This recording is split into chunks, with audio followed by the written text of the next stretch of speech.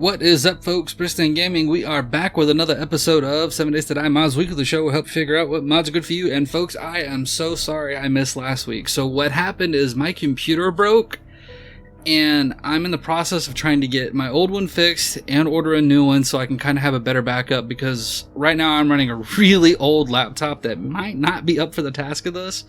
So I apologize. Quality is going to be less than what it should be. I really do apologize for that. But also, guys, thank you so much for the support. It does mean the world to me.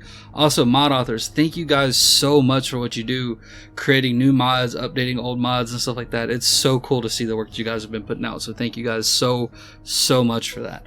But now we're going to jump into the mods. And as you guys can see here, this first mod is the menu video background by Altered.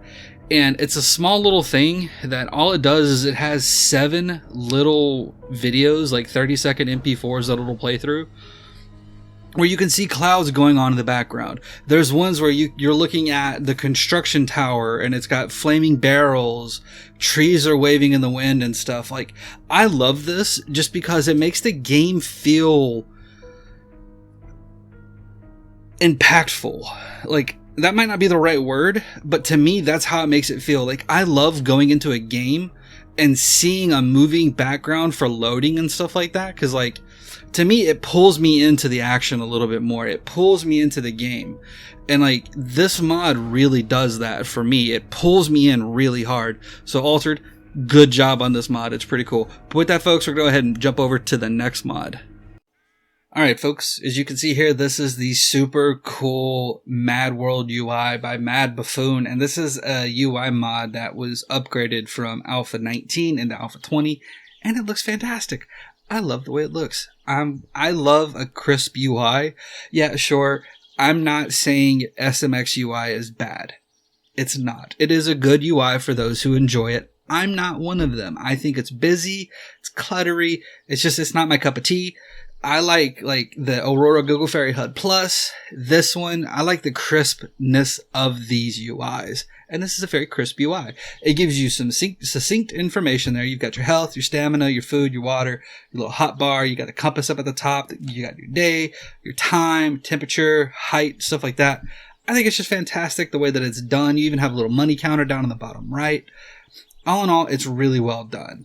It's a great little crisp, minimalistic UI that gives you just a little bit more than what the vanilla UI does. All in all, I just think it's great. But with that, folks, we're going to go ahead and move over to the next mod. Alright, folks, so this mod, as you can see, is called the Picture-in-Picture Scopes by Altered. And this is just another little fantastic mod that does something really cool. When I zoom in, everything gets fuzzy, the picture in the scope becomes nice and crisp. It actually makes the game feel more FPS as opposed to survival shooter, looter type stuff. And I like that. And we got these ladies down here we could peep a creep on, or creep a peep, however it goes. It's just really cool to be able to have a mod that does this, especially for the people who really like PvP and stuff like that. Like, you can see how crisp it gets. If we point to the side, we can still kind of see the ladies there. I really like mods that do this. It just really makes the game...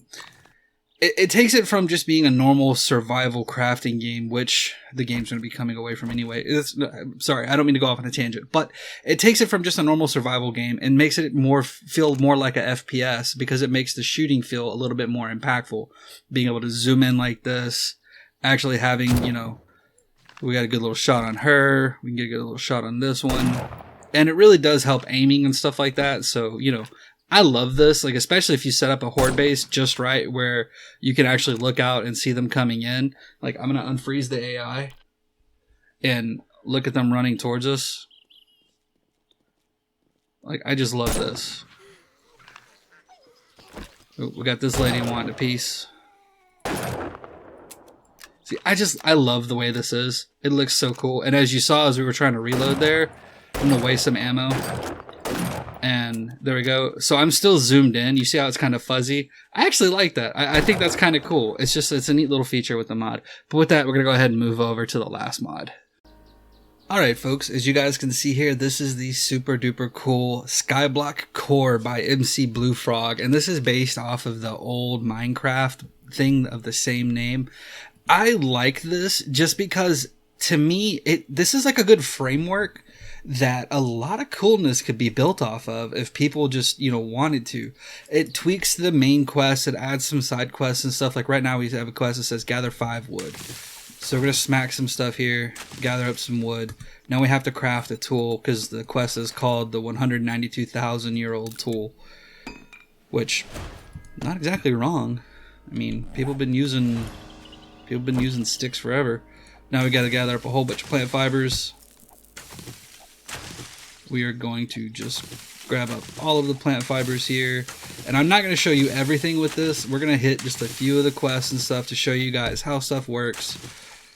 And then I'm going to leave you guys to explore it yourself because, like I said, this is a fantastic mod. I really think you guys playing around with this can have a lot of fun with it. And who knows, you guys might come up with some really interesting tweaks. And, mod authors out there, you guys are clever as hell. I have no doubt you guys are going to come up with something fun. But you know what? I can't do this anymore. Just being on top of that little island there is just too rough. I can't do it. We're back. Sorry. I love that. It's just, to me, that's so fun. I've been playing around with that ever since I first saw this little mod. I've been playing around with it so much just because I think it's fun just to sit there and do that.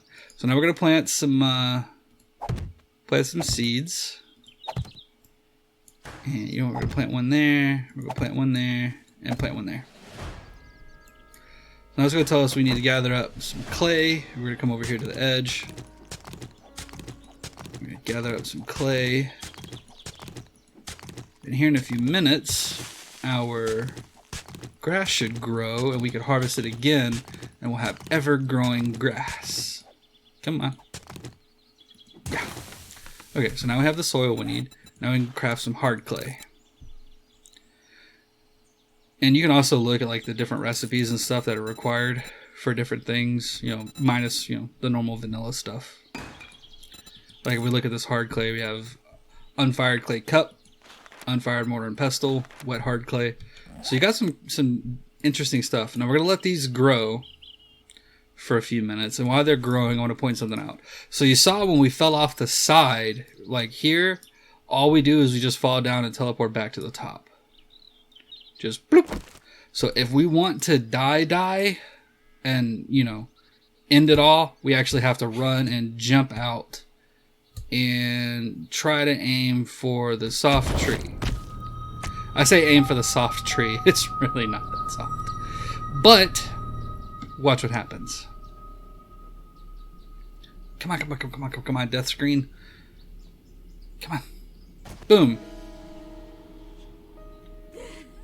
Look at where we're at. We're back up here. And our grass has grown. So now we can harvest all this lovely grass for more grass to complete our quests.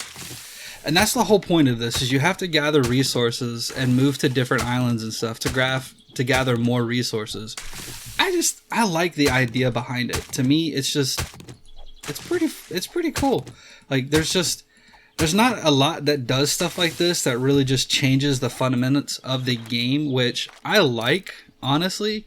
I like being able to do stuff like this. That's why I love the Telrix Fantasy mod. It just changes the game so much.